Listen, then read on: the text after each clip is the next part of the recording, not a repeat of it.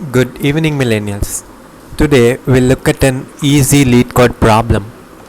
So this is the 169th problem in the lead code website, and we'll try to write the shortest code possible as it is required in a contest.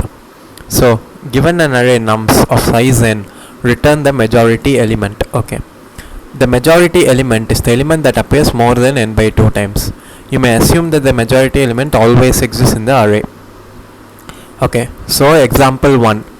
When nums is 3, 2, 3, you have to return 3 as 3 returns more than 3 2 times and 2 appears only once. And nums when it's 2, 2, 1, 1, 1, 2, 2, 2, you have to return 2. Remember that n is nums.length and the nums.length lies between 5 into 10 power 4 and 1. So we need an order of n algorithm.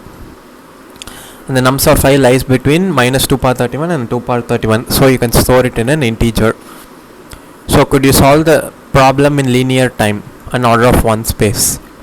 So you can look at the order of 1 space solution in the official solution. But if you have enough memory, and since it's just 2 power 31, we can assume that a map might be an order of 1 space.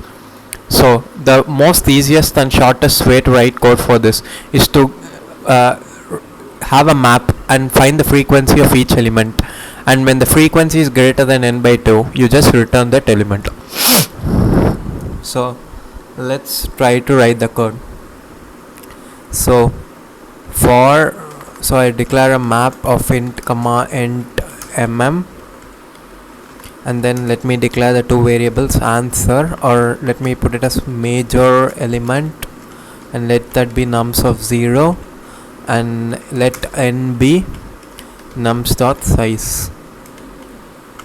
Now I iterate through the vector for auto num colon nums. I do of number plus plus, and since I want to write the shortest code, I'm writing it in the same line as I only need one more line. So major element would be if the frequency of the element we found, that is if of num, it should be of num plus plus, it's greater than n by 2, then we assign it to the number itself, else we assign it to the same major element,